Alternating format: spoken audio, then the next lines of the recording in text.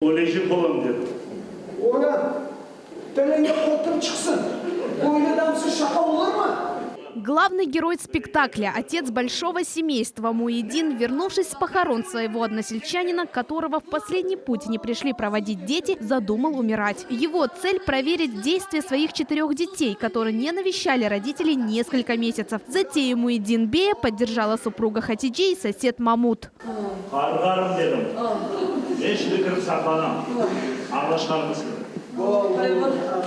Пьеса «Бежда Канифес» написана в жанре трагикомедии. Смех очень тесно соприкасается с печалью. На сцене развернута вечная проблема отцов и детей. Не серьезно, а серьезно – великолепный юмор и драматизм. Это проблема отцов и детей.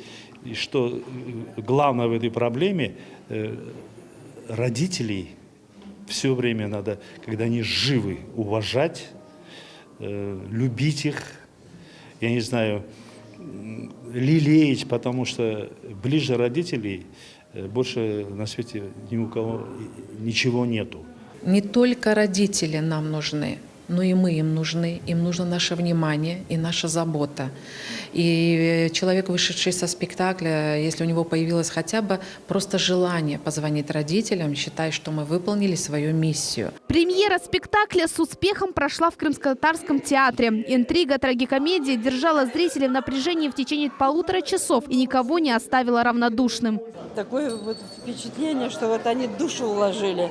Настолько они артистично сыграли, вот просто. Вот я почему-то ожидала конец другой, а конец получился просто машалла, машалла.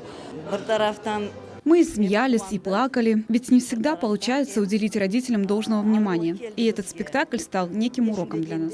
Зрителей словно волшебством охватила потрясающая игра актеров. Цель спектакля оправдана. От просмотра каждый получил массу эмоций и большой заряд энергии. И, конечно же, задумался о своем отношении к родителям. Султания Истакаева, Рамазан Аливапов, телеканал Миллет.